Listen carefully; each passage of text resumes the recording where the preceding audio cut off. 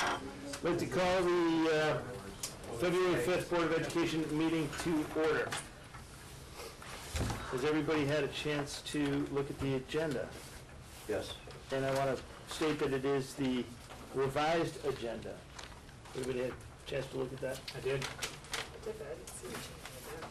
The change is that we're adding a segment regarding the poetry read-aloud contest. And where's that? Right up at the top.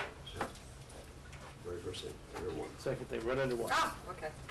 Now please have a motion to approve the agenda. So moved. All in favor?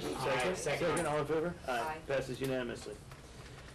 Well, usually we move on to comments from the public, but after reading a very exciting review of the poetry read-aloud contest, I asked Dr. Smith to see if he could bring some of those fine students in to read to us so we can see what's happening real time, and he agreed. Excellent. So let's have our Poetry Out Loud winners. If you don't mind, stand up. Come forward, if you please. And so Trevor and Abby, right? So why don't we start? Would you guys just take a second and introduce yourselves?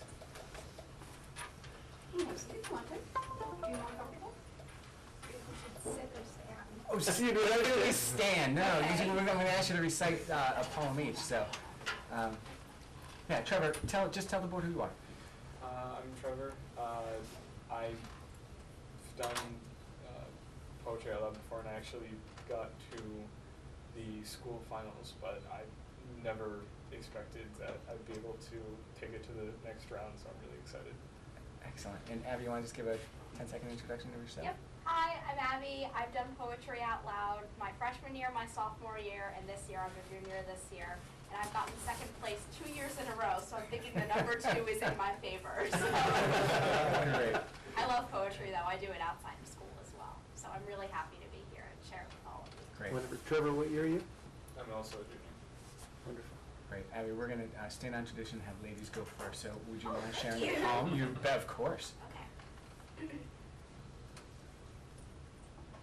I carry your heart with me. I carry it in. By E. E. Cummings. I carry your heart with me. I carry it in my heart. I am never without it. Anywhere I go, you go, my dear. And whatever is done by only me is your doing, my darling. I fear no fate, for you are my fate, my sweet. I want no world, for beautiful, you are my world, my true. And it's you are whatever a moon has always meant, and whatever a sun will always sing is you. Here is the deepest secret nobody knows. Here is the root of the root and the bud of the bud and the sky of a tree called life, which grows higher than soul can hope or mind can hide. And this is the wonder that's keeping the stars apart. I carry your heart. I carry it in my heart. Thank you.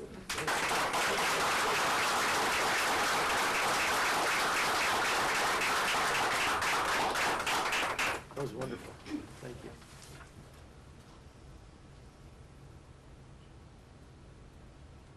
Their Bodies by David Wagner.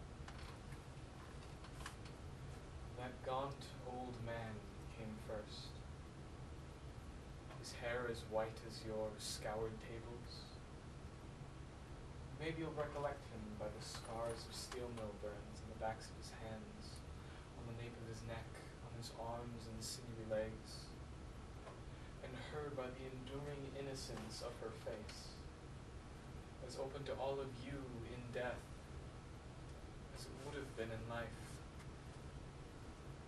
She would memorize your names and ages and pastimes and hometowns if she could. But she can't. So remember her. They believed in doctors, listened to their advice, and followed it faithfully. You should treat them one last time as they would have treated you. They had been kind to others all their lives and believed in being useful. Remember somewhere their son is trying hard to believe that you will learn as much as possible from them, as he did, and will do your best to learn politely and truly. They gave away the gift of those useful bodies against his wish. They had their own way of doing everything, always. If you're not certain which ones are theirs, be gentle to everybody.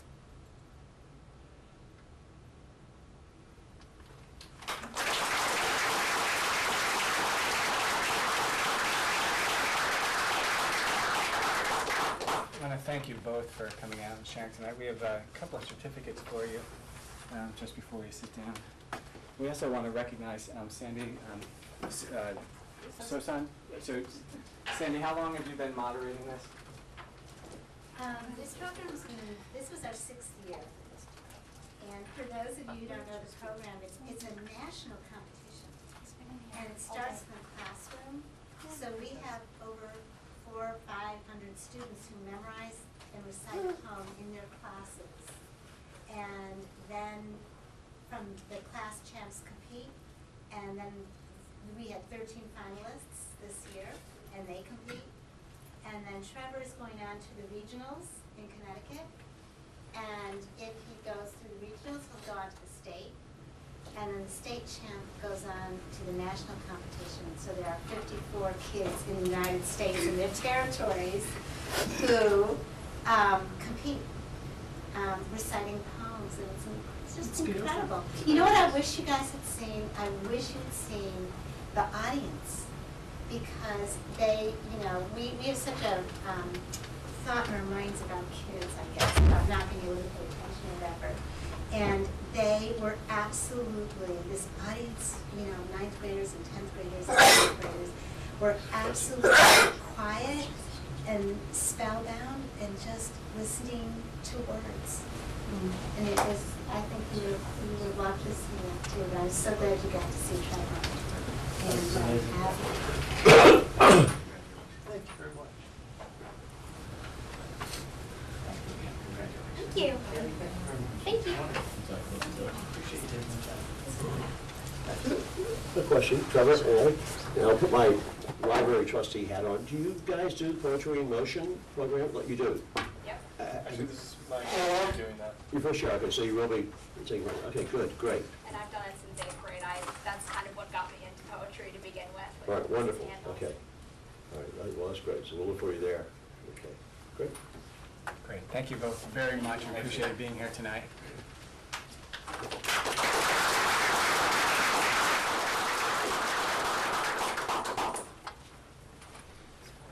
Wow. One of my daughters came home and told me about it as well, and she repeated what you said. It was just amazing. It was really nice to hear. So it's fun for us. We sit here at the board level and we try to be as connected as we can. We try to make worthwhile decisions, but it's so powerful and so important and so moving to bring aspects like that to life, not only for us, but for everybody at home. So thank you very much. Thanks again. Now, as we do at the beginning and end of every meeting when we don't have poetry reading, we have comments from the public. Is there anybody from the public who would like to speak? Seeing none, I'd like to remind everybody that they can always email us at boe@wiltonk12.ct.us, and eventually we'll get to live Twitter feeds. We're working on that. I want to move on to the consent agenda. Has everybody had a chance to see that? Yep. Any questions, comments? Yep. And please have a motion to approve. So moved. Second? All in favor? Aye. We now move on to reports and recognition. I do not have a board chair's report other than to, again, say thank you for the poetry reading. And I know Glenn and I were both scheduled to speak at the Board of Selectmen's meeting in regards to the Miller Driscoll Building Project. That has been postponed. I will not be able to make that next meeting, but I believe Glenn will be there. That, Dr. Rick? Dr. Smith. Did I really do that? I'm so sorry. Wow. Been a while, too. Yeah. All right, a number of updates. I wanted to start with, just to update the board. This week, we submitted two different grants to support our efforts in upgrading the district's capacity to create, produce, and publish digital video content. The first grant was submitted to the Wilton Education Foundation in the amount of just over $53,000. And the purpose of that grant is to buy cameras and other hardware so we can put in television studios in each of the 3 lower schools and upgrade some of the hardware downstairs. The goal there would be to introduce kids to the art of digital video production and to create original programs that then we could air both live via the web and broadcast on the local educational access channel. The second grant was for just over, I think, $100,000 or so. 107. 107. And so that's a grant that went to the state through a state-funded program that'll enable us to purchase hardware so we can live stream through our website, both remotely and from fixed locations. It'll allow us hardware so we can curate and create an on-demand system for digital video. It will give us the capacity to enable teachers to record their lessons in their classroom, post them online, curate them on our website, and allow students and other users to access them at any time. So we're excited about these two grants, and I will update you on the status as we move through the determination process. But it's something I'm very excited about. I think it will be another opportunity to introduce different technologies to our students and to increase student engagement in each of the schools. I'm looking forward to seeing what the Miller Driscoll kids do. We met with a couple of the teachers who are going to run that program, and they're just thrilled and have about 6 million ideas. So that's item number 1. Item number 2, I just wanted to remind you all, I'm sure you got the invitation, but the King Tut's tomb display at Middlebrook will be opened for the first half of next week. I think the hours are 8:30 to 2:30, and then again 4 to 6. I think Will has been fairly frustrated by the weather. I've been over to check in on him twice, and it's unbelievable what he does with that classroom. So if you haven't had a chance to go and actually take a tour, I know the kids have been practicing for at least a few weeks, so I'm looking forward to attending next week, and I'd invite all of you to do the same, as well as our viewers at home. Next item, at the high school, judging for this year's PTA Reflections contest just concluded. The theme this year was "The world would be a better place if," so we want to congratulate the following winners. In visual arts, 3rd place went to Natalie Chavone, 2nd place to Jessica Cobsa, 1st place to Catherine Cunningham. In photography, 3rd place went to Megan Giorno, 2nd place to Zoe Lash, and 1st place to Charlie Jankowski. In literature, there was 1 entry. He took 1st place. His name is Jeremy DiGiacomo. In music composition, also 1 entry, and that went to Will Comer. Now all of those 1st place winners will compete at the state level, and those results will be announced in April. We have quite a bit of exciting news coming out of Middlebrook School. Middlebrook is pleased to announce that it's been selected as Creative Connections 2015 USA Art Partner of the Year.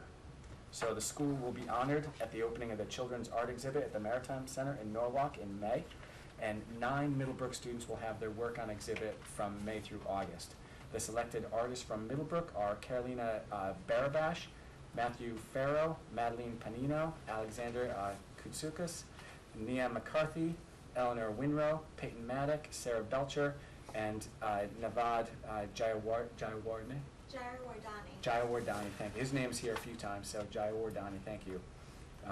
This past Tuesday, Middlebrook hosted its annual Science and Engineering Fair, generously co-sponsored by the PTA and WEF. 70 students submitted entries in the categories of life science, physical science, and engineering. Those winners are, in this order: 6th grade life science, Justin Rosenthal, Dean Katabaski, thank you, you're going to save me here, Suhani Suneja, and Aisha Yadav. Honorable mention went to Elizabeth Connolly and Janet Johnson. In the category of 7th and 8th grade life science, Emma Babishak, Abby and Lizzie Yoon, and Maxine Tan. In 6th grade physical science, Rahul Valabajalusa, all right, thank you, Ashley Klanko, Neil Iyer, and honorable mention went to Sarah Bates, Elizabeth Williams, Matthew Farrago, and Everett Lee.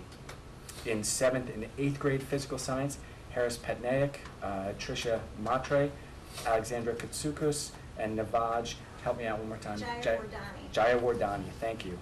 Honorable mention in that category went to Lily Myers and Nishant Wanjaya. Wagnao, thank you. So in 6th grade engineering, Daniel Hong, Alex Cameron, Pierce Bazowitz, and Nate Newcomer. 7th grade engineering, go ahead. Vignesh Subramanian. Vignesh Subramian, thank you. Emily Fields and Maria Fiore, and 3rd was Anusha Chegu. Great. And best affair went to Jonathan Wu. We also had winners at Middlebrook in the PTA Reflections Contest in Visual Arts. That was Alexander Kustukos, Anika Bhagavatula, thank you, Elizabeth Yoon, and then honorable mention went to Daniel Hong, Zara West, Renia Clarence, Dalton DiCamillo, and Ryan McElroy. In photography, Henry Pani Connors, Ryan McElroy, Kira Sky Howard. In literature, 3rd time's the charm, Vignesh Subramanian, thank you, Dalton DiCamillo, and Jonathan Wu. Film production, that award went to Emily Fields. So we want to congratulate all of those many, many winners at Middlebrook School. We need a few more Smiths in the district.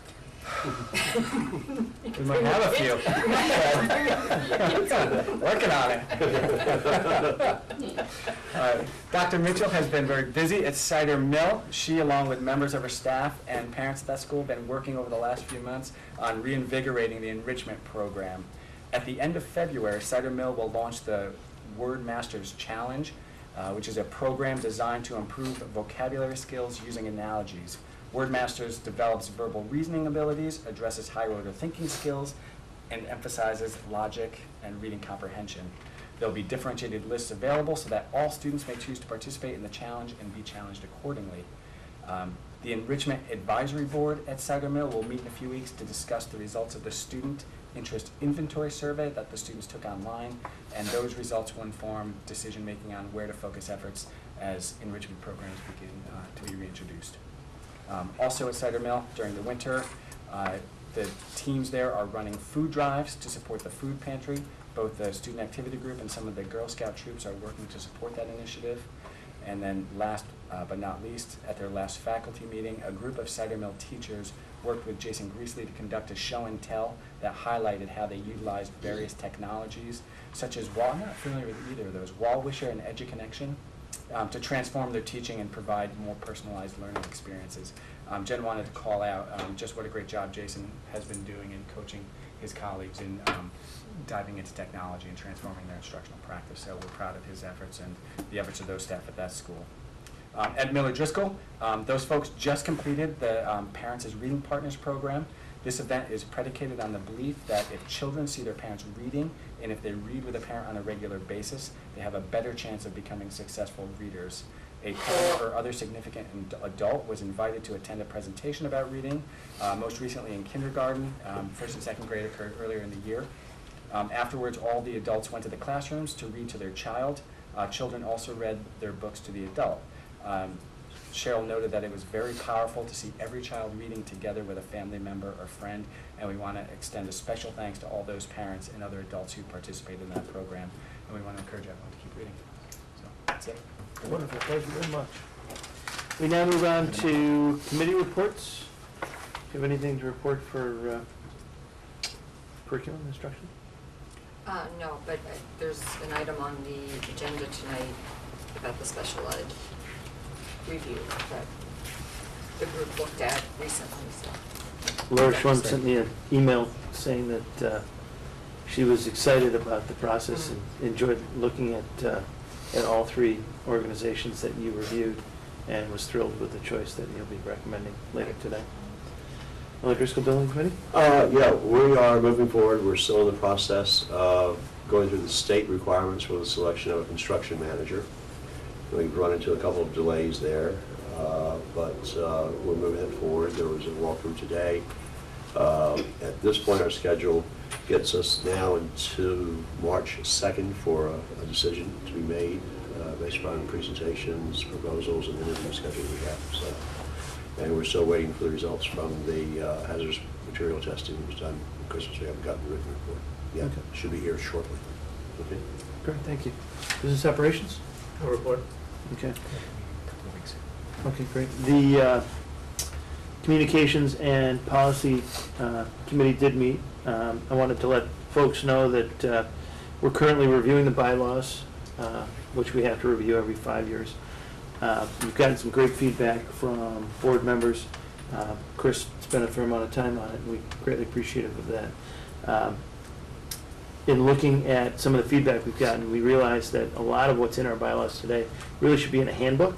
So we're wrestling with that, how to refine the bylaws, streamline them, and perhaps put together a handbook so that no information is lost. As far as policies, we're currently looking at the gifts and bequests policy. There are certain people in town that are going to do backflips when I tell them. We are currently looking at the weighted grades policy. We're also looking at the employee conduct policy, search and seizure policy, records retention, emergency operations, and, what's that? I said the list. And the list goes on. And we're discussing whether or not we need a policy on Board of Ed review of special education settlements. So that's all I have to report. At this point, we now move on to William Shapiro Management Advisory Letter, review and discuss with Mr. Post. Thank you. As part of an annual financial audit, the audit firm provides the client with a management letter that contains suggestions for improving internal controls. That doesn't necessarily mean that they have found any discrepancies, but they've identified areas where we can improve our controls. Matt and I are going to update you on the progress we've made so far on their suggestions. Under the area of strengthening existing controls, they identified bid process for purchases and review of payroll edits prior to processing. The town has shared their purchasing guidelines with me, and I've asked some neighboring districts to share theirs as well, so we don't have to reinvent the wheel. I'm going to bring all of these to the Business Operations Committee, and we will work to develop a formal process for us to use. There was some confusion regarding the suggestion about review of payroll edits. I actually do review every edit, and I sign off on the top sheet of every edit report prior to payroll processing. And I reached out to the audit manager, and she said that that's exactly what they are looking for. So I'm not sure how that suggestion got in there or how that was missed by them. Under student activity accounts, they've recommended that we have formal unified procedures. Again, using some templates from some neighboring districts, I've developed a draft guideline procedure document, which I have shared with the principals and the activity account secretaries in each building to get some feedback. I've gotten some feedback already, and within probably another week, I will finish that, and then I will send it off to the audit manager for her review, and then we will put it in place. The document that I've put together really, I think we have good practices in place already with the activity account, so it's really, for the most part, documenting what we do and establishing the guidelines, so if we do have any turnover, there won't be any question about how things are supposed to be accounted for. Encumbrance reporting, they mentioned identifying accounts payable at the year end. That's simply at the end of the year, at the year-end close, we will clearly identify which encumbered items have been received and should be identified as accounts payable versus which items are merely things that have been ordered. So that's a very simple fix. For the fraud risk assessment, the Board of Finance has received 2 proposals from outside firms to conduct this assessment. At their next meeting, they're going to select one firm, and they intend to use charter authority funds to pay for the assessment. And obviously, once that's done, we will review whatever suggestions are made by that report. And Matt will take you through the technology recommendations. Okay, so there are a number of recommendations, and you saw the response that we already gave. So there are some updates to that. For the first recommendation was to strengthen the network password security. In a move that made me very, very unpopular, we forced everybody to reset their passwords with password complexity on January 20th. And every 90 days, they will be forced to create a new password. That explains why we all got kicked off of the Wi-Fi. Oh, So, right, yeah, I had to log in. yes, So, but the good news is a lot of organizations have done this for years and people get used to it. I worked in another school system that had the same controls, and so you get used to it. It will be unpleasant 90 days from now. It will be also unpopular. In terms of strengthening our plan for procedures when staff are terminated or retire, at the end of last year, we had already begun this process. Our data systems analyst created a protocol of what to do when someone leaves and how long we keep different accounts active. Most things are shut off immediately, but we've formalized the procedure a bit more since Plum Shapiro gave their recommendation. In terms of disaster recovery, this is something we actually knew we were working on. We had actually held off on updating our formal disaster recovery plan because we were in the process of virtualizing our servers when we did our first round. And we're also in the process of changing some of our data systems for HR. So we're kind of in a little bit of a holding pattern right now, but we have begun the process of formalizing that. I'm also, as part of our 3-year plan for technology, consulting with some members of our tech advisory committee and some other, local businessmen about what their procedures are, get some feedback on best practices, and make sure we get some advice from them as well. In terms of data security,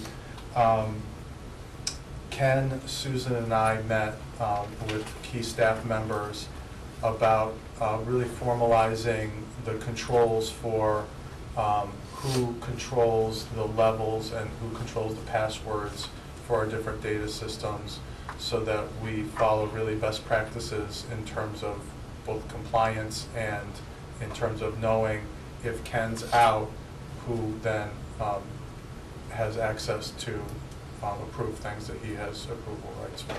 So we're in the process of that. We just began that last week. And it's a timely, because we're making some digital conversions for some of our systems, it's a good timing for that.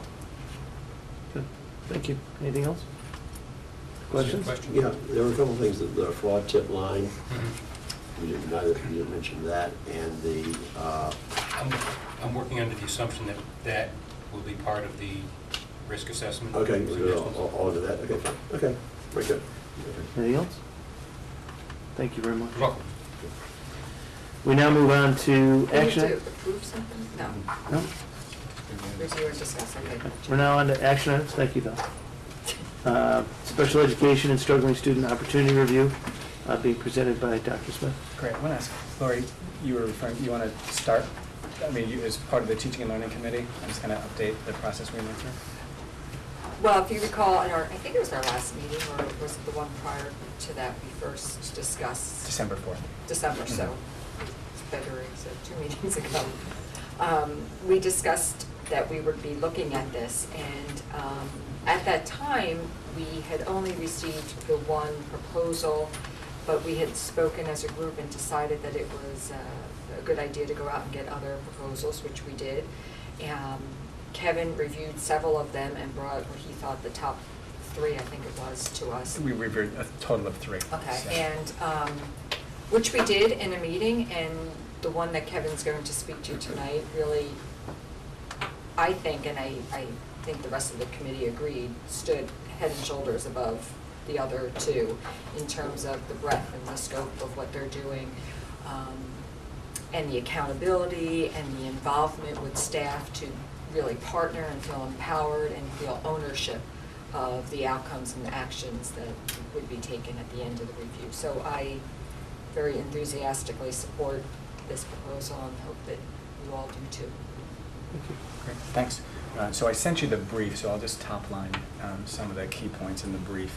As Lori mentioned, we looked at 3 proposals, one from District Management Council, one from an organization called Education Futures, and the third from CREC, it's like Capital Region Education Center. They run a whole bunch of schools and do all kinds of things up in the Hartford area.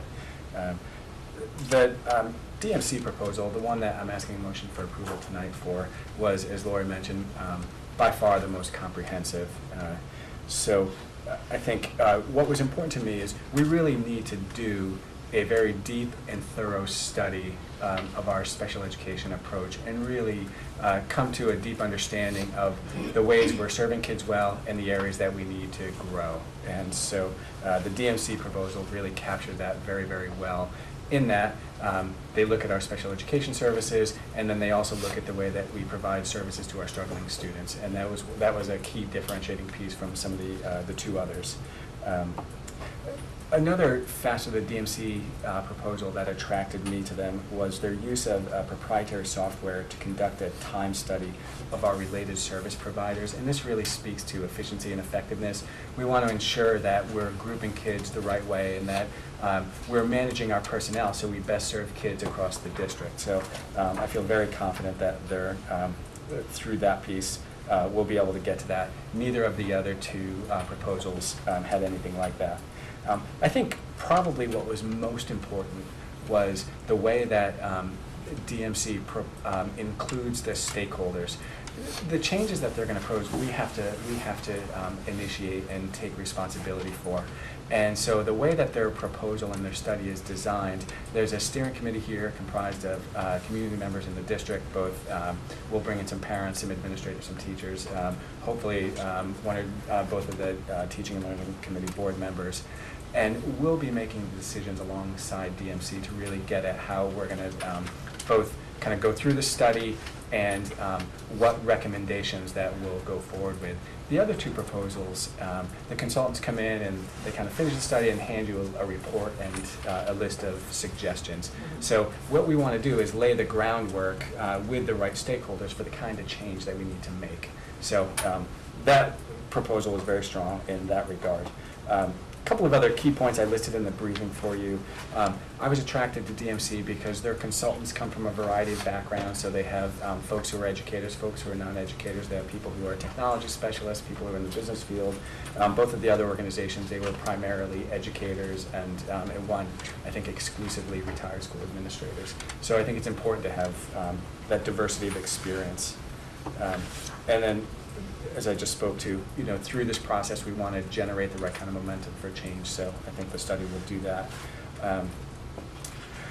DMC was interesting in that their proposal included a statement that the recommendations yielded from the study will, they believe, if implemented, will raise student achievement and also provide the district an annual savings of 2 times the cost of the study. And if they can't deliver on that guarantee, they'll continue to work with the district until they're able to, or for up to 6 months additional, and continue to study. So I thought that was an important imprimatur of their work. Our intention is to conduct the study through the second part of this year and be at a position in the late spring where we can make some staffing decisions in the summer and start to lay the groundwork for the fall.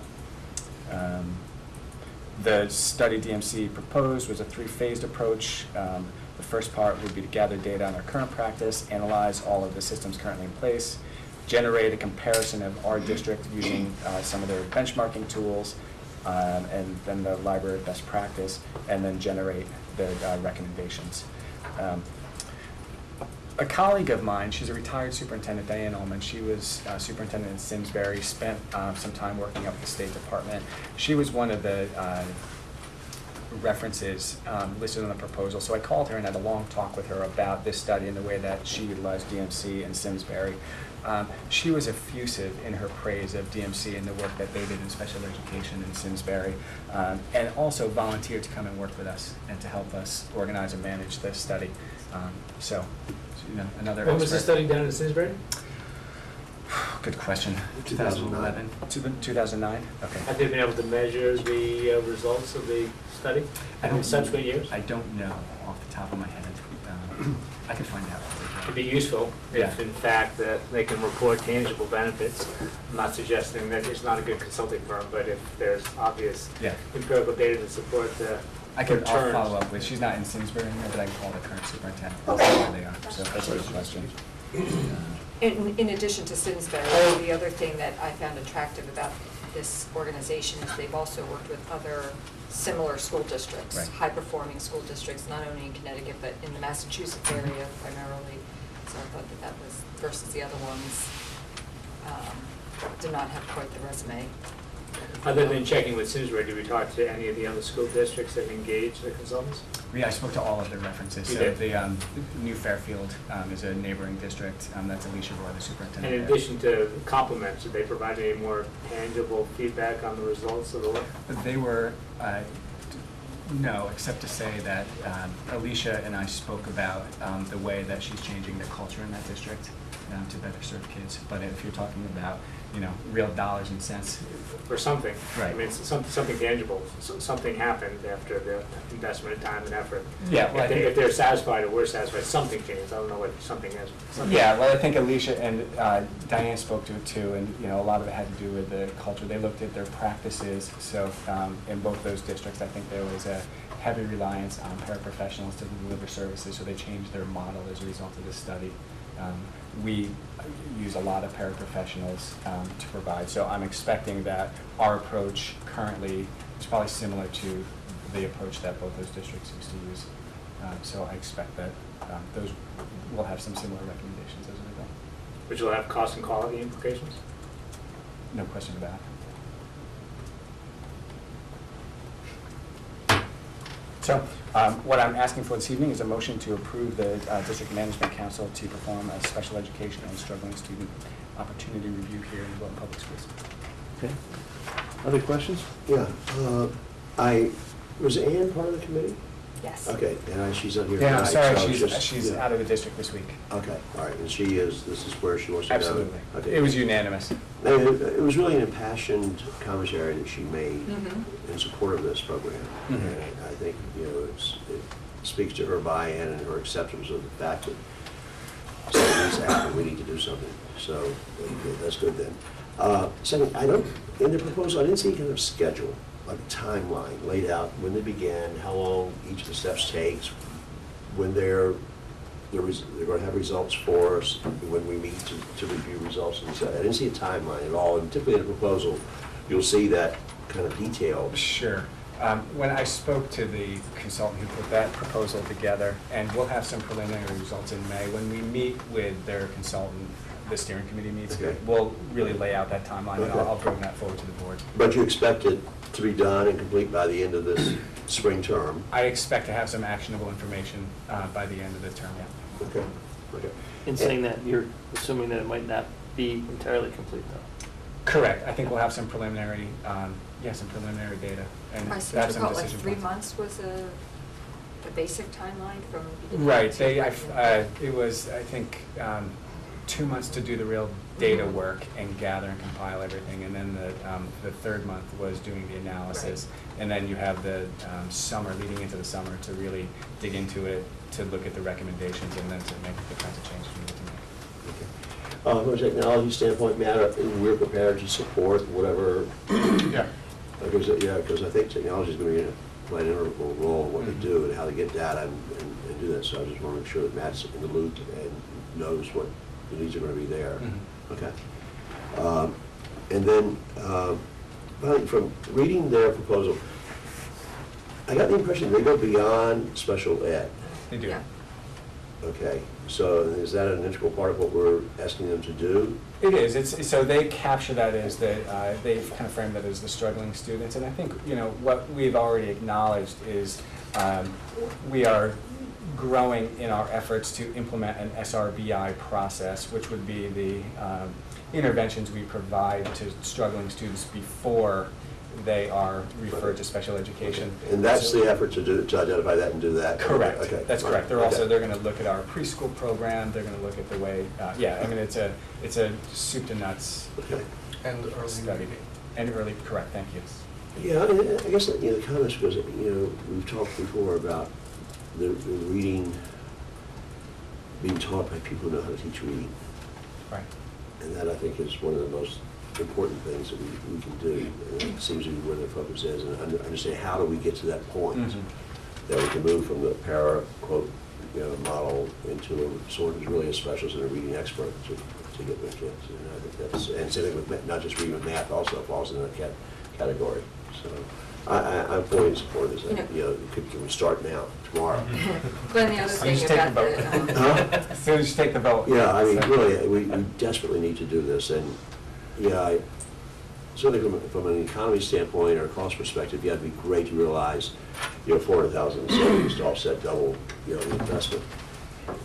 I'm just looking at it from a pure achievement standpoint and getting the kids performing better. And that's what's most important, and I think it's important to say that this is really about ensuring that we are providing the best education to every kid in our school. Yeah, just 2 points. One was, the expansion into the struggling student. This, again, is one of the components that set this consultant agency apart from the other two. And I think it's critical because if you recall when Ann did give her overview, and we've talked about it in the Teaching and Learning Committee, that some of our students, we find that they get to the upper grades and they start struggling and they get labeled special ed and an IEP gets put together and they don't necessarily belong there. So this work will help us get into that phenomenon that's happening in our district and help us hopefully to set it. No, it's not, and Right. sadly, it's not just in our district, I think it's across it's in every district. If we can find a way to manage it or identify it and kind of change the acceptance mode that we're in to our benefit, and to the students' benefit, more importantly. The other thing I wanted to point out that one of the reasons why Ann was so enthusiastic about supporting this is the feeling that she's already working at beyond full capacity and realizes there's opportunities to improve, but how and when does that work get done? Right. So she was very happy to get this support and help to do the things that she's been wanting to do for quite a long time. So she likes the interactiveness of this, where it's not that they're gonna just come in and do it and then present to her. She and her people will be involved and engaged in this from the get-go, and it seems like her staff and all those that report to her are fully on board as well, and I think that's a credit to her leadership and how she presented this to them as the opportunity that it is, so. And you're looking for a motion to support the full program with the scheduling option? Correct. Okay. That's correct. Yes, So yeah. moved. Second. Are there any other questions? All in favor? Aye. All Thank you. opposed? None. Thank you very much. All righty, we now move on to the, You find that funny, don't you? yes, I do. We now move on to the paraeducator substitute pay increase with Susan Phillips. Well, we're having this discussion without the motion being approved and moved in second. He's out of proper rules of orders, and he doesn't need to approve him. Yeah, I don't know anything, I was laughing. Fair point. But I'm not gonna slow down progress. Because of Robert's rules of law. So from the sublime to the much lower person. We currently, as you will know, are continuing to work on our substitute coverage. And one of the areas that's been a significant concern to the principals and the teachers in the classroom as well is the fact that special education paras that we do provide to assist students when they are out are not getting selected as substitute opportunities. There is currently now a $10 differential. Paraeducators get paid $85 a day. Paraeducator subs get paid $85 a day, and regular subs get paid $95 a day. And so people are refusing to take the paraeducator jobs. They can go to our surrounding districts and make the same $95 as a teacher sub as they could make for being a para sub. So what I'm recommending is that we bring the paraeducator substitute rate up to $95 a day. Currently, if you take a look at the information that was provided to you here, I think it was provided to you in your package earlier. Yes, it was. That our competing districts are all paying them prices similar to the teacher substitute rate. So that's my recommendation to you. So they both would be $95 a day. It's a minimal additional cost. You say minimal additional cost. Have you calculated what that would be? Well, I kind of get, I don't have an exact dollar amount, but I have figured that it's probably going to be around $40 a day or a total of $5,000 a year. Okay. Not a huge dollar amount. Questions, comments? I'm, as Susan, totally in support of this, and my position is we should pay the paras more than we pay a regular substitute. and that's where I come from. But if we can get this first step, that's great, because the para job is significantly more difficult than a regular substitute's job. Other questions, comments? Motion to approve? So moved. Second? Second. Any further conversation? Seeing none, all in favor? Aye. Passes unanimously. Thank you very much. Thank you. How'd I do on that one? We now move on to the superintendent's recommended budget. So moved. Attaboy. It is on for discuss and approve. One of the things that we had asked. It's the same budget we've seen, right? Yes, it is, but Same budget, no changes. there are two pieces. I'm gonna jump your Yeah, go ahead, conversation please. here a little bit. There were two things that we had asked Dr. Smith to do. One was answer the remaining questions that we have. He's done that, he's provided that to us. To the best of my knowledge, if it's not already on the website, those questions and answers will be put up there. And we had asked that they come back to us with a what if plus 2% and what if minus 2%. And if you could briefly walk through that, that would be great. So, send these around. So if we, what you have here is our most recent effort at that, and I'll walk you through this from the back page to the front page. And we'll start with if the budget needed to be reduced. So on the back 2 pages, what you have is a table explicating where we would go if the budget needed to come down in price. And I think, because the spirit of the exercise was to attempt to answer the question, how do we know our number is the right number? So it was a challenging exercise to do, and I think a fruitful one. And so what you have in those reductions, I won't list every single one of them, but we started with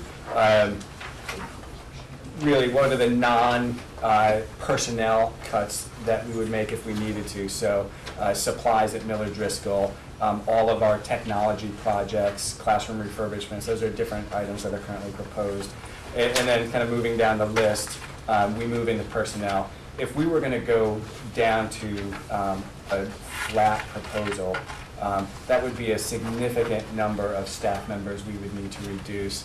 And obviously, we're not recommending that because that would set us backwards, and we're trying to move forwards. So I've laid out a rationale for each one of those. Working forward through the document, the next piece you have is, what if we increased by 2%? What if we had an additional $1.5 million, a total sum of money? What would we do? And so the answer there is we would accelerate our plans to move to a one-to-one environment. And so we've laid out the cost for what that would look like. We're not recommending that because I don't think as a district we're there yet. When you say one-to-one environment, you mean? I mean providing mobile digital devices to every child in 3rd through 12th grade. So that would require hardware upgrades, infrastructure upgrades. We'd also have to add personnel to support that many additional mobile devices. I think, and there's consensus among the administrators, that we're moving in that direction, but we're not there yet. So, but if we had found money to the tune of $1.3 million or so, we would make strong efforts to go there. So, and I think, quite frankly, we're going to get there in the next few years anyway. Questions, comments? Yeah. How does this tie, can we talk a minute about what there was an alternative.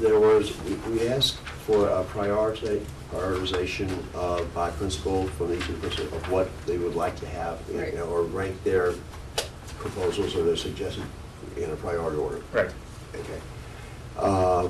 Do we have that? Do we know where they're, like if we took, the 4 principals, we took their top priority item, Right. said, okay, we're going to do that. That wasn't included in your budget, your 1.98% budget.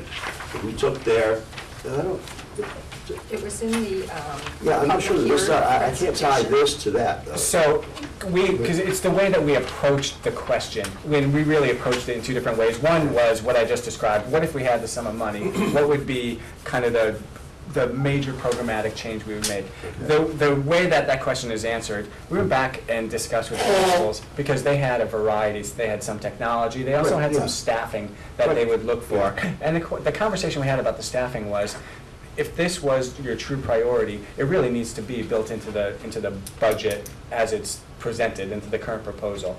And we're not at a point where we're asking for extra staff. And so I think as we move forward in time and we create new opportunities to shift staff based on changing demographics, we want to revisit that. So what their priorities are right now, if you were going to look at their kind of menu of options, would be technology. And so we would be looking to accelerate our capacity to change the instructional paradigm, if you like, by increasing devices, access to devices in schools. So then you really are at your 1.98% request? I think so. I mean, we've been through this, and we've been looking at it for months, and I think we're in where we want to be. And to your explanation, your question, so then the top priorities of all the principals is already included in the 1.98. That's correct. What they need to have like is the next level in the budget. And, right. you know, I mean, I trust what they've put forward, but I've asked the question repeatedly, Okay. you know. Right. They're here tonight, and Everybody, they can speak for themselves. You know, you're happy and you're comfortable. Let me ask about one thing that I see from each of the principals, with the exception of Miller Driscoll, is a STEM coach. Can we talk about that, what that would be? Is that similar to the other coaches that you're looking to put in, but more, you know, Maybe the focused principals on could that? talk Or about what would that position be, a STEM coach? So I think Kevin basically said the way we're envisioning. We actually had a conversation earlier today. But in regard to technology, there's two things that have to go hand in hand. It's the building capacity of teachers and then having the devices. And so a STEM coach would be somebody who would help build the capacity of the teachers to use all this influx of technology. And so I think to Kevin's point, we're going to get there, but it has to be a multiple year, very intentional, thought out process. You know, just to dump in a bunch of devices in everybody's hands is going to be a lot of money without being very conscientious. It's not only the STEM coach, but you know, who are the people who are going to help service all of the devices that are out there? Not what would you call that? Well, it's more Technician. like a technician. I mean, there's so many layers that have to be very thought out. So it all goes together, I guess I would say. So you're speaking in terms of when we roll it out where every student has a device. Now, our 1.98 budget puts a device in every teacher's hand. Correct. So they need some sort of STEM coaching for themselves?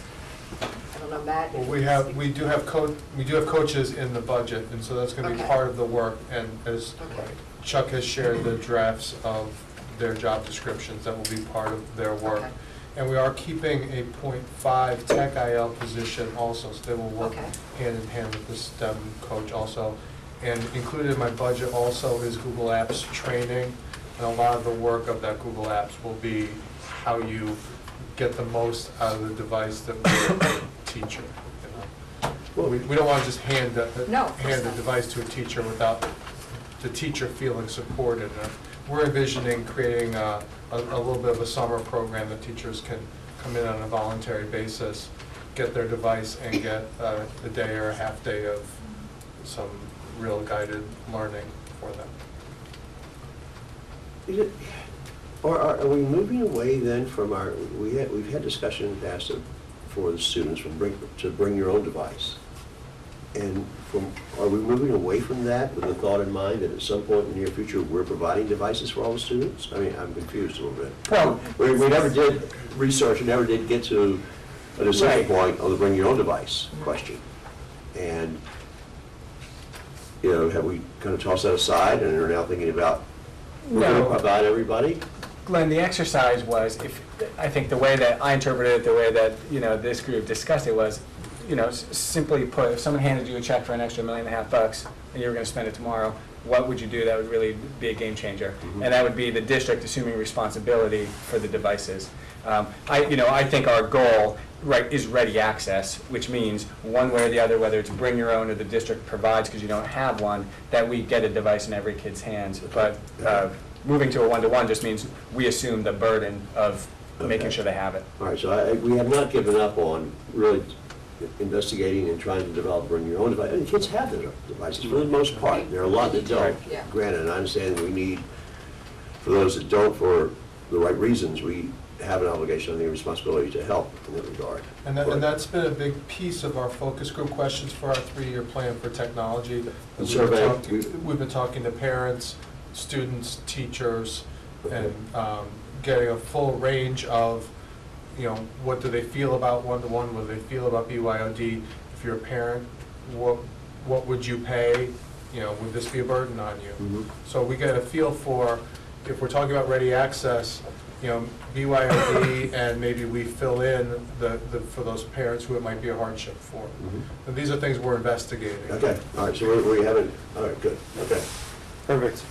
May I please have a motion to approve the superintendent's budget and adopt it as our own? Do we need to go over this? Oh, I'm sorry, there was one other, thank you for the reminder. I think it was Lori Lark, the last Teaching and Learning, asked for a little more explanation about the changes that we're making with coaches and coordinators and what they look like in each building. So I think the information that we gave you at the last meeting where we discussed this, there was a lot of other things mixed in there. And so I don't think everybody was getting a very clear idea of what we were doing just in terms of support for curriculum and instruction. So I kind of pulled it out and made it a little simpler. So what you have up here are for each school, what it looks like this year and what we're proposing it will look like next year. So for instance, at Miller Driscoll, they currently have 7.0 reading specialists, half of a language arts resource teacher and half of a science resource teacher. Next year, they will have 4 language arts interventionists. The point here is that they're not just reading interventionists, as they are this year. They will be reading and writing interventionists. They will have 3.0 humanities coaches, so they will be coaching for both language arts and social studies, and a 1.0 math science coach. At Cider Mill, they currently have 5 reading specialists, 1 language arts resource teacher, and 1 science resource teacher.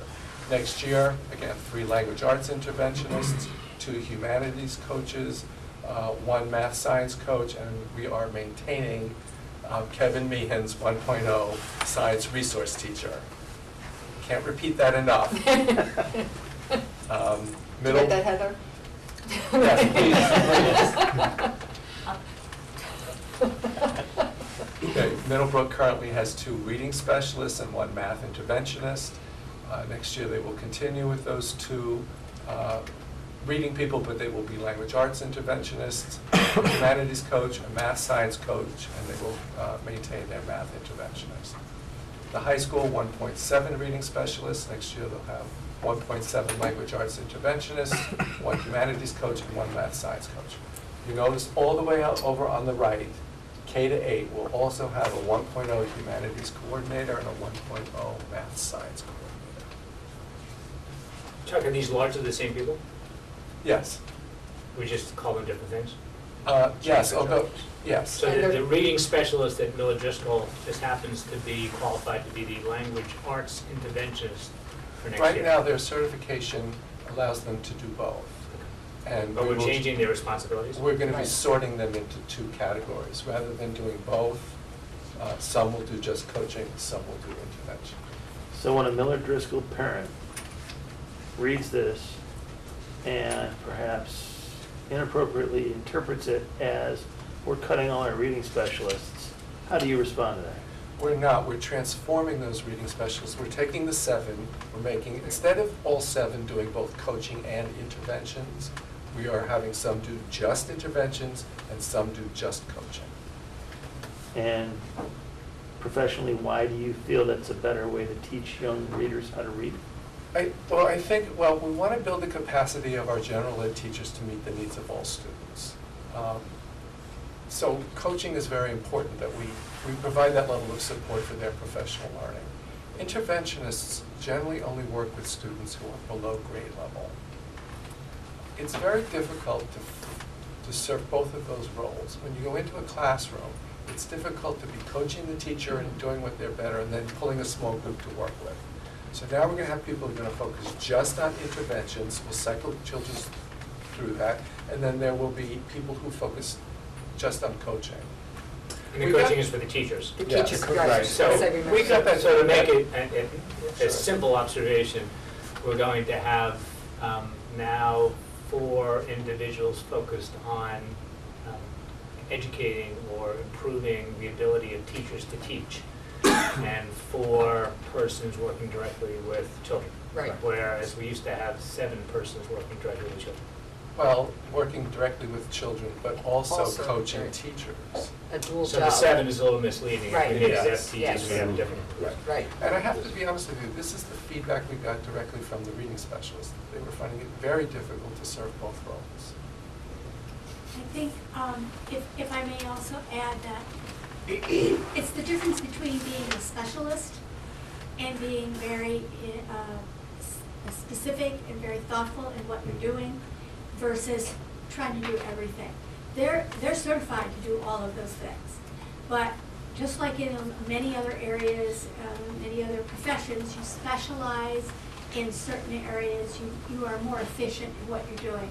So the coaches work with the adults, the interventionists work with the students. It's all for the same goal, to improve student learning. So the coach works with the adults to the teachers in each of the classes to improve their capacity, to improve that instruction so that the students don't need as much intervention. And so then as they come forward for intervention, you do deal with them individually and on a small group. And that goes back to some degree to the premise of the consultants that we're bringing in.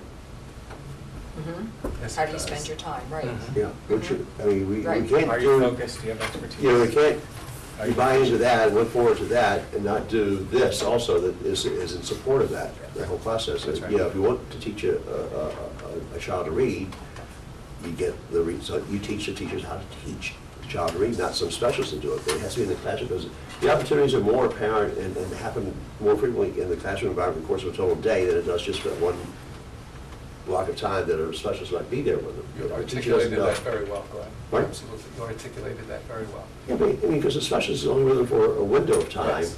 Yet there are opportunities all throughout the day that if the teacher was better able Exactly. to teach, then they would have that whole block, that whole day long, Yeah. with opportunities to present I themselves. think the other point that I would make too, when we were presenting to the PTA Council, one of the questions or maybe points of confusion that came up about, you know, who these people were, and a comment was made, well, are you just adding kind of a middle layer? And the answer is no. I mean, these resources are being directed to kids and teachers in the classroom for the purpose, as we've said, for building capacity and being more effective. Makes sense.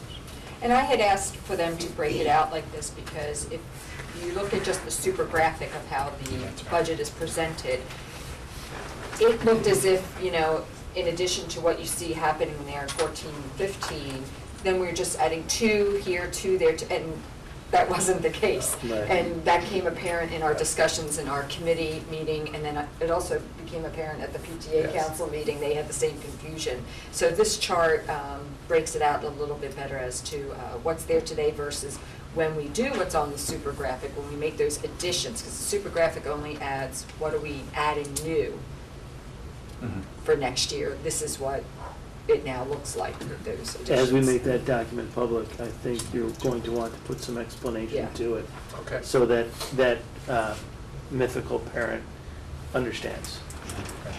I would add too about the literacy. It's not just reading. These are literacy coaches, so it's reading and writing. And we've really not put as much efforts into writing over the last few years.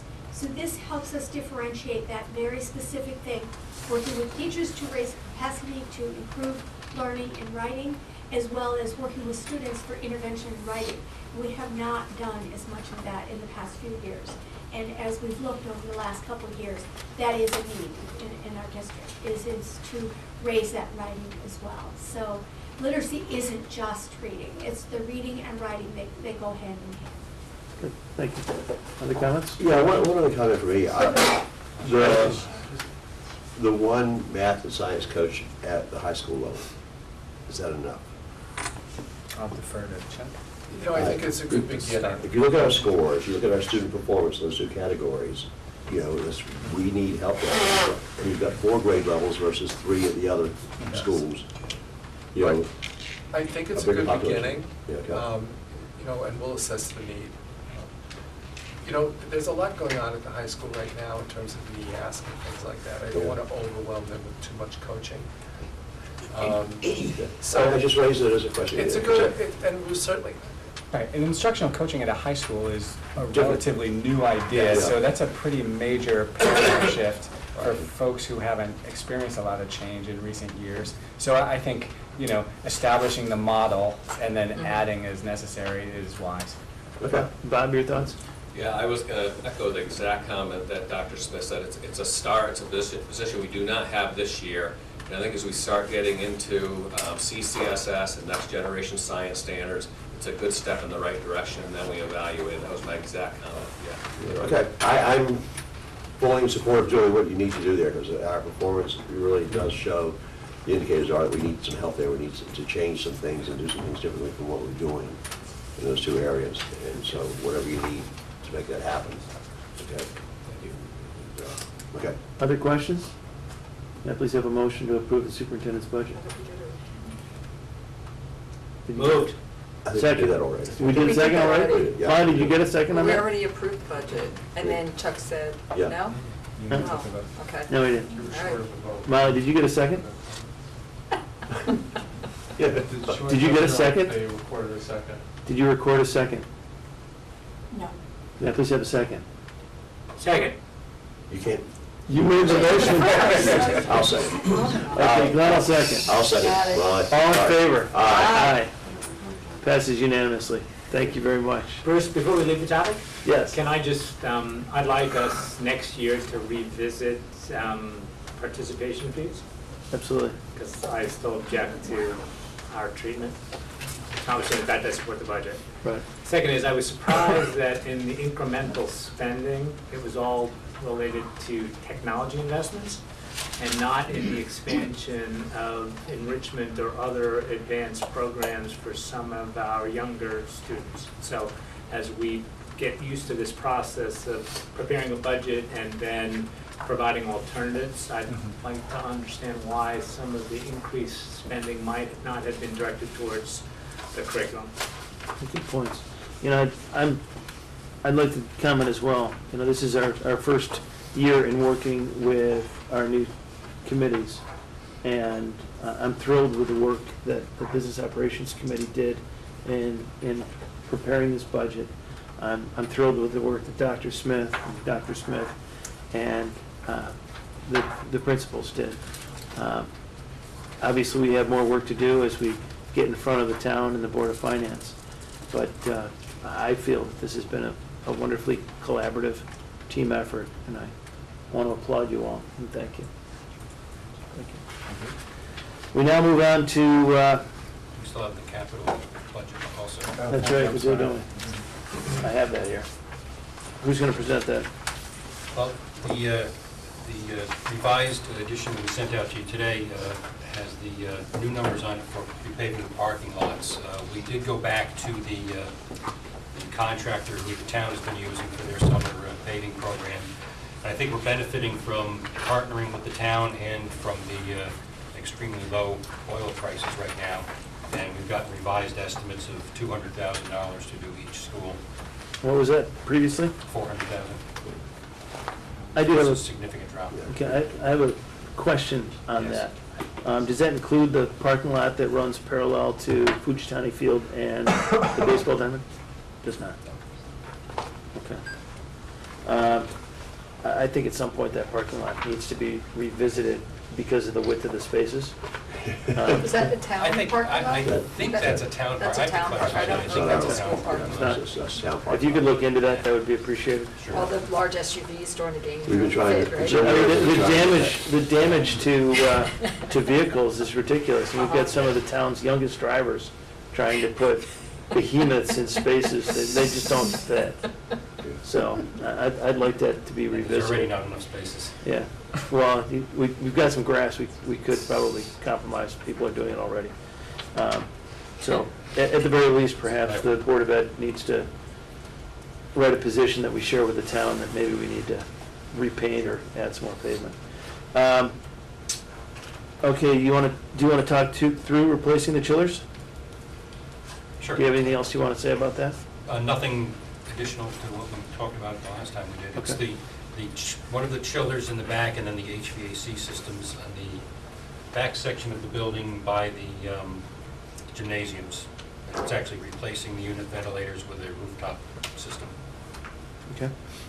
So there's nothing else in your software program that schedules major work that, that pops up, this is it? This is it for the next 5 years. I'd like to say I'm going to hold you to it, but I'm sure something else is going to show up. It certainly could happen. Yes, I'm sure it will. Questions, comments? May I please have a motion to approve the capital bonding budget? So moved. Second. Second. I got Lori is the second on that one. Yeah, on that one. Any further discussion? Seeing none. All in favor? Aye. Aye. None opposed, passes unanimously. Okay, our next meeting is scheduled for Monday with the Board of Finance.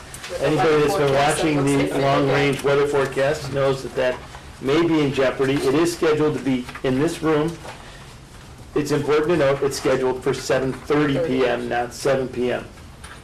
If anybody has any questions about how we are accounting for snow days, please go to the Board of Ed website, look at the calendar, read the data at the bottom. What it explains is we didn't account for any snow days this year. We're going to add every day to the end of the calendar. So, we've used 3 snow days so far. That means the end of the school year has been extended by 3 days. We can do that a maximum of 9 times, I believe that's the right number, at which point we then come off, you said 8? Okay, it's 8 days, at which point it starts coming off of the April vacation, starting with the 13th. If we go that far, I'm sure there are going to be some people losing their minds. But we're still at a June 13th graduation at this point. I'm we not haven't sure gone about At this that. point, yes. Yeah, we haven't There gone is- into the second week as yet. If there is another snow day, then that will. We go into the next week of school. So anybody wanting to take bets on that in Vegas, odds are very reasonable, graduation's going to be on the 20th. Don't make any plans for the 13th, because you're going to be here. May I please have Chris Crunch doesn't know that. further comments from the public as we do at the beginning of that? Okay, seeing none, may I please have a motion to adjourn? Move. Second. Second. All in favor? Aye. Thank you, everyone.